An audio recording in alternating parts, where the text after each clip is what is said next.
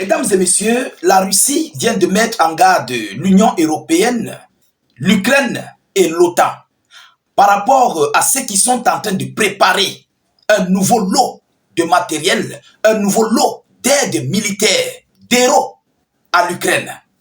Chers dames, chers messieurs, pendant que Washington, la Russie et tous les autres cherchent les voies et moyens pour mettre terme à ce conflit russo-ukrainien, les Occidentaux ont préparé un chiffre colossal pour aider l'Ukraine militairement. Incroyable. C'est incroyable. Alors, c'est pas la voix de monsieur Dmitri Peskov qui est sorti de son silence et il a fait ce constat alarmant qu'il vient de déclarer que l'Europe n'a pas besoin de la paix. Et nous, les Russes, nous serons obligés à faire face à toute menace contre notre intégrité territoriale. Monsieur Dmitri Peskov, le porte-parole du Kremlin, la voix de Vladimir Poutine. Mais pourquoi il l'a fait? Qu'est-ce que les Européens sont en train de manigancer? Qu'est-ce qu'ils préparent? Quel est le chiffre colossal? Vous-même, vous serez dépassé. Pendant ce temps, on apprête la fin du conflit. Les Occidentaux préparent encore à nouveau les nouveaux paquets d'aide militaire pour le mois de mars. Je ne sais pas si vous comprenez. Pour le mois de mars, une somme colossale. Chers dames, chers messieurs, partagez massivement la vidéo. Mettez-la partout à travers le monde. Abonnez-vous si vous n'êtes pas encore abonné. Mettez beaucoup de j'aime. C'est notre combat. Les j'aime. Mettez beaucoup de j'aime. C'est très important. Alors, qu'est-ce que l'Europe dit? Incroyable. Mesdames et messieurs, l'Union européenne annonce une nouvelle aide de 3,5 milliards d'euros à l'Ukraine. 3,5 milliards d'euros à l'Ukraine. Vous comprenez le chiffre? C'est en euros. 3,5 milliards d'euros pour envoyer à l'Ukraine, pour une nouvelle aide militaire. Mesdames et messieurs, c'est fort, hein? Partagez au maximum. Un nouveau versement de 3,5 milliards d'euros pour l'Ukraine arrivera dès le mois de mars. Dès le mois de mars, a annoncé lundi, lors d'un sommet à Kiev, la présidente de la Commission européenne, Madame Ursula von der Leyen. Donc pour eux, ils ne sont pas en fait concentrés sur les négociations de paix. Ils ne veulent pas entendre que la Russie a gagné sur le terrain. Ils ne veulent pas comprendre que la Russie a pris les localités ukrainiennes. Pour eux, peu importe ce que Washington fait, eux ils sont concentrés pour continuer de soutenir l'Ukraine militairement. Et ils partent encore au-delà, malgré tout ce qui se passe à l'ONU, malgré tout ce qui a été fait lors du Conseil de sécurité, les votes et consorts, tous les pays qui veulent la paix, eux, ils viennent encore de voter à Kiev 3,5 milliards d'euros pour soutenir l'Ukraine. Alors, c'est pourquoi M. Peskov a dit que l'Union européenne et l'OTAN, et certains pays, pas tous, et certains pays de l'OTAN ne veulent pas la paix. Alors, tant que l'intégrité russe serait menacée, la Russie va complètement repousser les attaques. Ça, c'est clair. Ils ont été clairs. Tant que nous sommes menacés, et on ne peut pas se laisser, on ne peut pas laisser notre peuple tomber, notre intégrité territoriale tomber. Alors, qu'est-ce qu'il faut faire? Même si c'est vous, ils seront obligés de contre-attaquer, ils seront obligés d'anéantir la menace.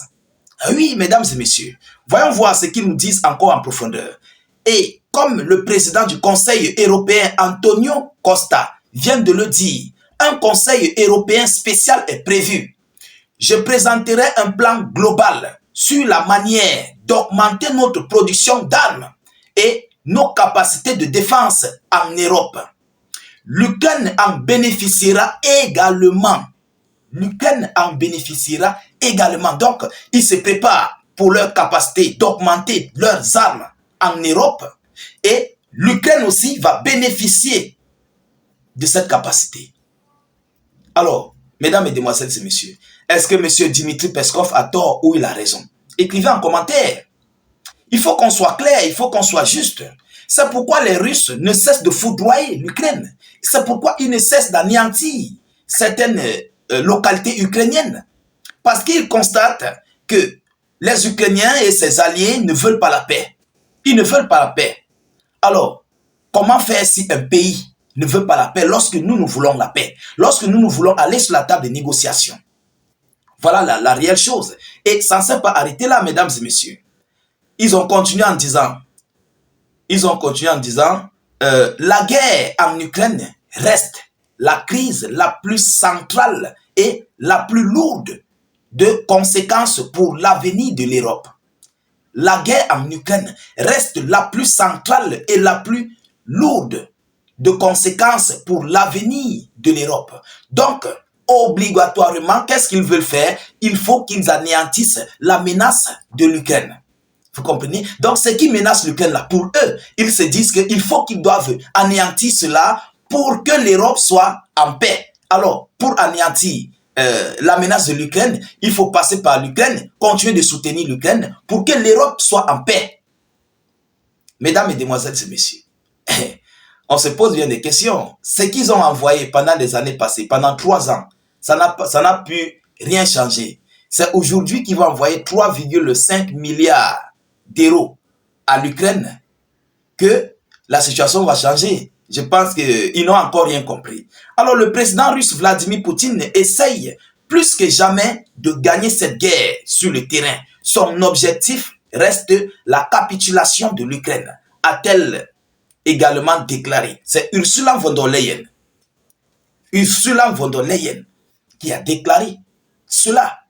Mesdames, Mesdemoiselles et Messieurs, je crois que le moment est venu pour que les Européens comprennent qu'ils ne peuvent pas. Parce qu'en ce moment précis, les États-Unis d'Amérique, la Russie, la Chine, la Corée du Nord, tous seront ensemble.